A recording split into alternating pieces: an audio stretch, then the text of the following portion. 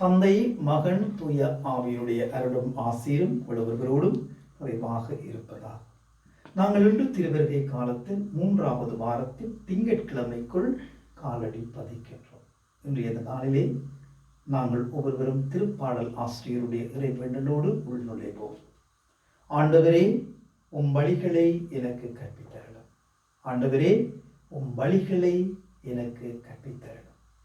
ஆண்டவருடைய வருகைக்காக, அவருடைய பிறப்புக்காக மகிழ்ச்சியோடு எதிர்பார்த்து காத்திருக்கும் நாங்கள் எங்களுடைய உள்ளங்களை ஆண்டவருடைய வழியிலே வழிநடத்தி செல்ல, ஆண்டவருடைய வழியிலே வழிநடக்க நாங்கள் ஆயத்தம் செய்ய வேண்டும். ஆண்டவரை பார்த்து கேட்போம். ஆண்டவரே, உம் வழிகளை எனக்கு கற்பித்தரலும். உடைய வழிகளை எனக்கு காட்டும். உம்மை நான் வரவேற்கப் போகிறேன். உம்மை நான் என்னுடைய உள்ளத்திலும் இல்லத்திலும் வரவேற்கப் போகிறேன். உமக்காக நான் தயார் செய்து கொண்டு இருக்கின்றேன். இந்த நிலையில் உடைய வழிகளை காட்டும் என்று நாங்கள் மன்றாடுகின்ற பொழுது அமைதியை தேடி செல்லுவோம், அன்பை தேடி ஓடுவோம், ஆறுதலை தேடி ஓடுவோம், நிம்மதியை தேடி ஓடுவோம்.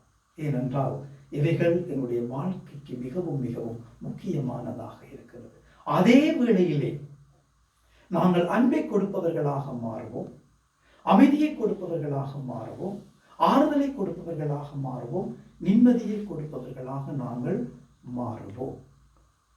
ஒருவர் துன்பத்திலும் வேதனையிலும் கஷ்டத்திலும் இன்னலிலும் இடர்பாடிலும் இருக்கின்றார் என்று சொல்லி சொன்னால் அவர்கள் மத்தியிலே நாங்கள் செல்லுவோம். அவர்கள் மத்தியிலே சென்று அவர்களை நாங்கள் திடப்படுத்துவோம், உறுதிப்படுத்துவோம்.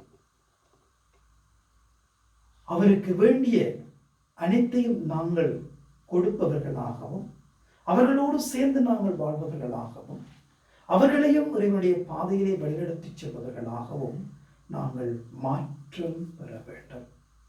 இந்த மாற்றத்திற்குள் நாங்கள் வழிநடத்தி செல்ல இந்த நாளுக்குள் காலடி பதிப்போம். அன்னை மரி மூலமாக நாங்கள் ஒவ்வொருவரும் ஆண்டவருடைய வழிகளை கண்டு அவ்வழியிலே பயணம் தொடர உள்ளங்களாக நாங்கள் மாறணும். எல்லாம் வல்ல இறைவன் தந்தை, மகன், தூய ஆவிகள் அனைவரையும் நிறைவாக ஆசீர்வதிப்பாராக.